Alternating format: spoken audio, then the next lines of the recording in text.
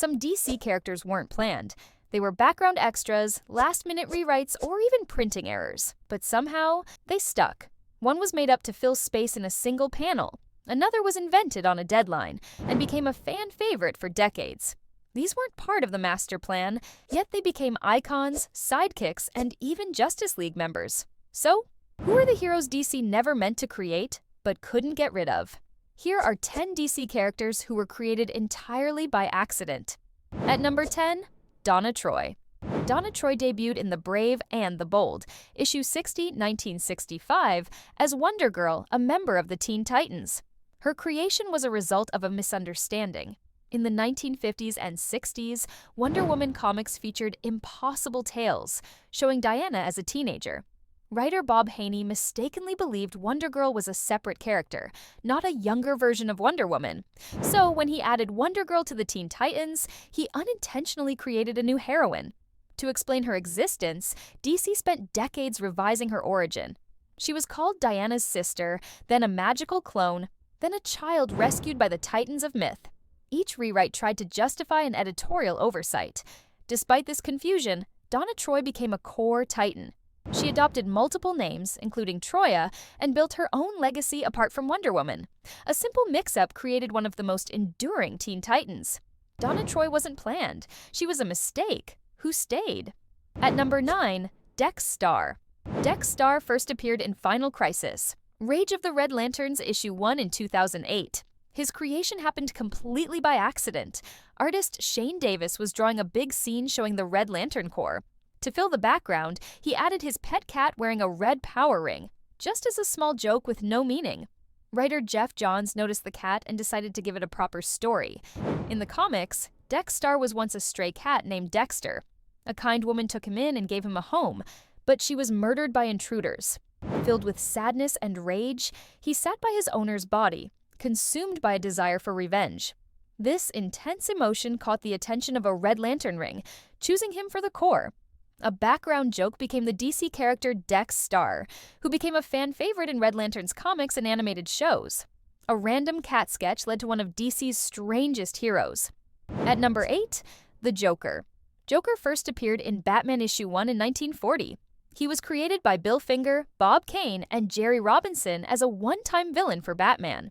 In the original script, Joker accidentally stabbed himself in the heart at the end of the story and was supposed to die. The panel showing his death was even drawn, but editor Whitney Ellsworth stepped in before publication. He saw potential in the character and ordered one extra panel showing Joker alive, recovering from his wound. That last-minute editorial decision kept him in the story. Due to this change, the Joker returned in later issues, evolving from a one-off criminal into Batman's most iconic and enduring adversary. Without that single change, the Joker would have been forgotten after his debut.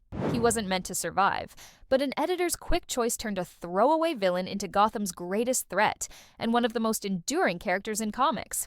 But the next three, one was made because DC lost Hawkman.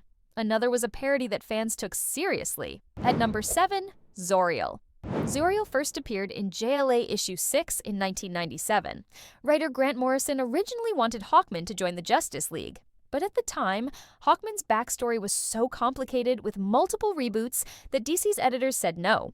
They didn't want to use him until his history was fixed. So Morrison had to create a new winged hero to fill the empty spot.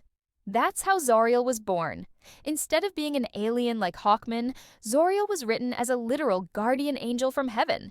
He gave up his place in the afterlife to protect Earth. He had golden wings, a flaming sword, and a pure sense of duty. Zoriel wasn't planned as a long-term character.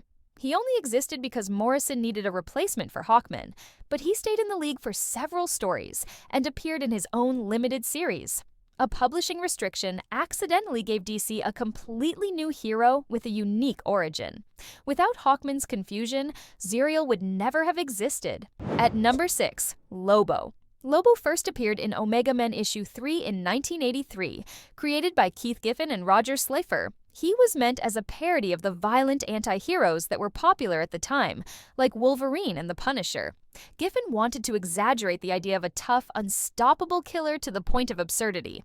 Lobo was an alien bounty hunter who loved chaos, destruction, and violence, all taken to extremes. He was not supposed to be taken seriously, but fans saw something they liked. They embraced his over-the-top personality, his outrageous one-liners, and his wild stories. By the 1990s, Lobo became a cult favorite. DC gave him his own miniseries, specials, and countless guest appearances. Keith Giffen later said he was surprised by the response. Lobo was created as a joke, but ended up becoming one of DC's most recognizable anti-heroes. A character meant to mock a trend accidentally became part of it, and then defined it. At number 5, Hawk or Monarch. In 1991, DC launched Armageddon 2001, a big event with a mystery. It teased that one hero from the present would become a future villain called Monarch. The original plan was clear. Captain Atom was supposed to be revealed as Monarch. The clues throughout the story pointed directly to him. But before the finale was released, the ending was leaked to the press. Fans already knew Captain Atom was Monarch. DC panicked. To keep the surprise, they changed the story at the last minute. Instead of Captain Atom, they suddenly made Monarch be Hank Hall, Hawk from the duo Hawk and Dove. To make the twist work, Hawk even killed Dove in the story. But the change didn't match the earlier clues. Fans were confused and unhappy with the new ending.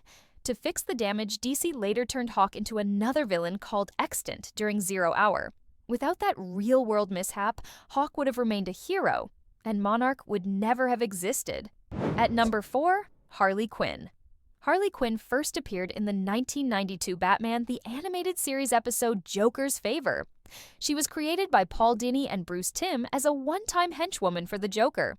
Her role was small, just a background helper for one episode, wearing a jester suit and delivering a few funny lines. But something unexpected happened. Fans loved her personality. Her quirky voice, playful attitude, and tragic devotion to the Joker stood out. Because of that reaction, the show kept bringing her back. By 1994, Harley Quinn had become a recurring character in the animated series. In 1999, DC introduced her into the comics with Batman, Harley Quinn Issue 1.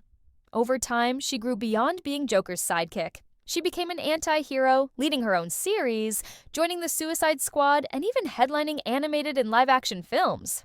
Harley Quinn was never planned as a major character. She was created for a single animated episode, but fan reaction made her permanent. At number 3, Elongated Man. Elongated Man first appeared in the Flash issue 112 in 1960. He was created by writer John Broome and artist Carmine Infantino.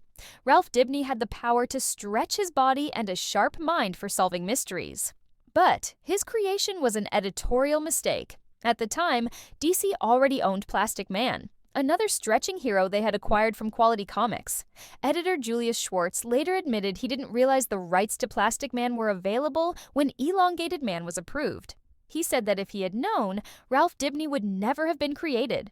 Because of that oversight, DC ended up with two heroes who had almost the same powers. Despite this, Elongated Man developed his own niche. He was written more as a detective than a comedian, known for his nose twitch when a mystery was near. He became a member of the Justice League and appeared in team books for decades. Elongated Man existed only because Plastic Man was overlooked. At number 2, Mogo.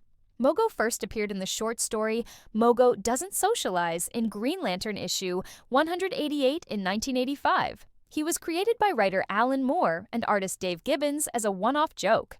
In the story, a warrior is searching for the Green Lantern named Mogo, only to discover that Mogo is not a person. It's an entire living planet. The story was written as a self-contained twist with no plans for Mogo to return, but readers loved the idea of a sentient planet being part of the Green Lantern Corps. Other writers picked up the concept and started using Mogo in new stories.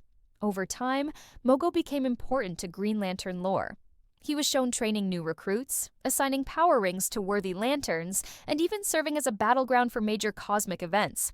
Mogo was meant to be a one-time gag character, but fan interest and later writers turned him into a permanent part of the Corps.